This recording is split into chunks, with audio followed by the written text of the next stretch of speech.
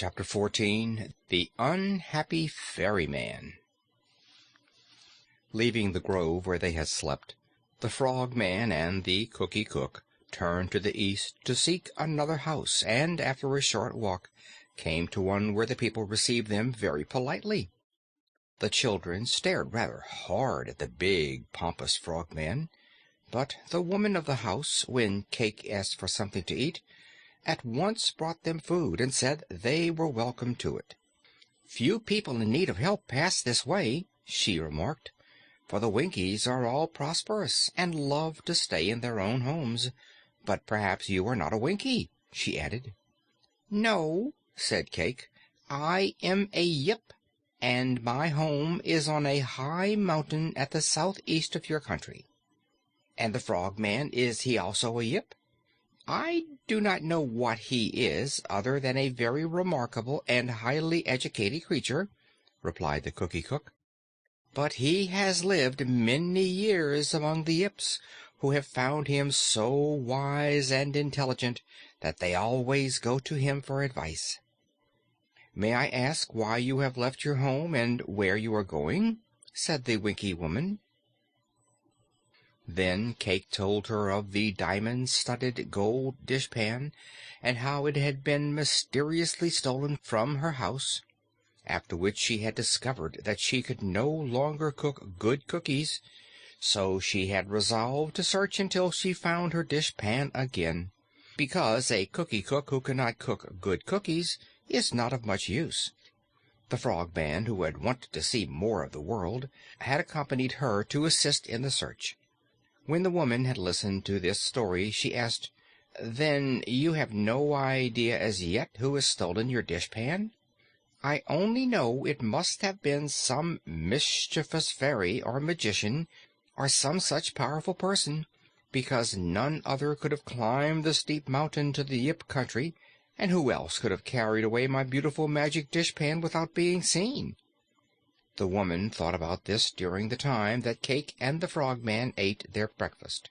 When they had finished, she said, "Where are you going next?" "We have not decided," answered the Cookie Cook. "Our plan," explained the Frogman in his important way, "is to travel from place to place until we learn where the thief is located, and then to force him to return the dishpan to its proper owner." "The plan is all right," agreed the woman, "but it may take you a long time before you succeed, your method being sort of haphazard and indefinite. However, I advise you to travel toward the east." "Why?" asked the Frogman. "Because if you went west, you would soon come to the desert, and also because in this part of the Winkie country no one steals, so your time here would be wasted. But toward the east, beyond the river, live many strange people whose honesty I would not vouch for. Moreover, if you journey far enough east and cross the river for a second time, you will come to the Emerald City, where there is much magic and sorcery. The Emerald City is ruled by a dear little girl called Ozma, who also rules the Emperor of the Winkies and all the Land of Oz. So, as Ozma is a fairy, she may be able to tell you just who has taken your precious dishpan, provided, of course, you do not find it before you reach her." "That seems to be excellent advice," said the Frogman, and Cake agreed with him.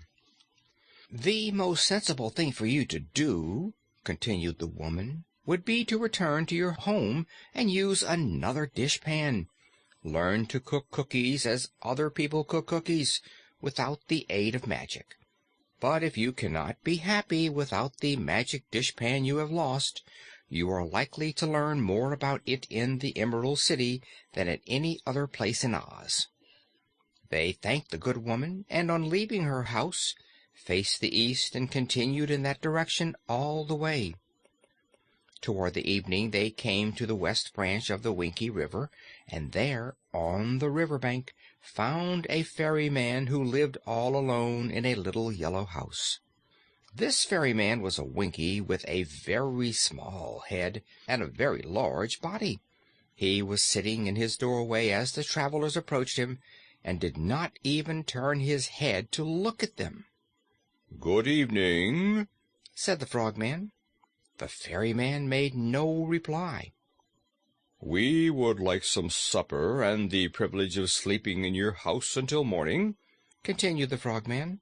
"At daybreak we would like some breakfast, and then we would like to have you row us across the river." The Ferryman neither moved nor spoke. He sat in his doorway and looked straight ahead. "I think he must be deaf and dumb," Cake whispered to her companion. Then she stood directly in front of the Ferryman, and, putting her mouth close to his ear, she yelled as loudly as she could, "Good evening!" The Ferryman scowled. "Why do you yell at me, woman?" he asked. "Can you hear what I say?" she asked in her ordinary tone of voice. "Of course," replied the man. "Then why didn't you answer the Frogman?" "Because," said the Ferryman, "I don't understand the frog language."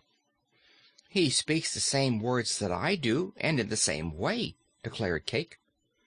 "Perhaps," replied the Ferryman, "but to me his voice sounded like a frog's croak. I know that in the Land of Oz animals can speak our language, and so can the birds and bugs and fishes, but in my ears they sound merely like growls and chirps and croaks." "Why is that?" asked the Cookie Cook in surprise. "Once, many years ago, I cut the tail off a fox which had taunted me, and I stole some birds' eggs from a nest to make an omelet with, and also I pulled a fish from the river and left it lying on the bank to gasp for lack of water until it died. I don't know why I did those wicked things, but I did them.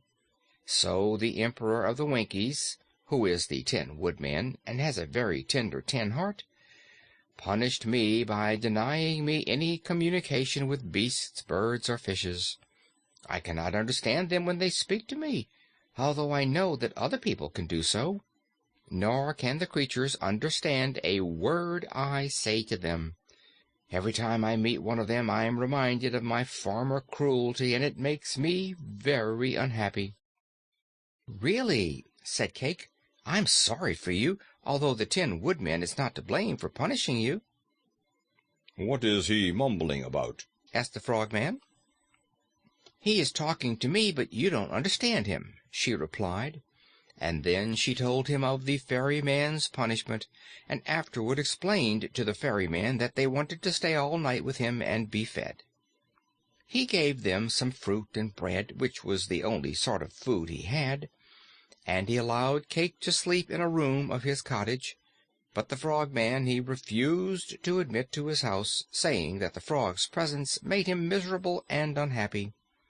At no time would he look directly at the Frogman, or even toward him, fearing he would shed tears if he did so. So the big frog slept on the river bank, where he could hear little frogs croaking in the river all the night through. But that did not keep him awake. It merely soothed him to slumber, for he realized how much superior he was to them. Just as the sun was rising on a new day, the Ferryman rowed the two travelers across the river, keeping his back to the Frogman all the way, and then Cake thanked him and bade him good-bye, and the Ferryman rowed home again. On this side of the river there were no paths at all, so it was evident they had reached a part of the country little frequented by travelers. There was a marsh to the south of them, sand hills to the north, and a growth of scrubby underbrush leading toward a forest at the east. So the east was really the least difficult way to go, and that direction was the one they had determined to follow. Now, the Frogman, although he wore green patent leather shoes with ruby buttons, had very large and flat feet, and when he tramped through the scrub, his weight crushed down the underbrush and made a path for Cake to follow him. Therefore they soon reached the forest, where the tall trees were set far apart, but were so leafy that they shaded all the spaces between them with their branches. "There are no bushes here," said Cayke, much pleased, "so we can now travel faster and with more comfort." Chapter 14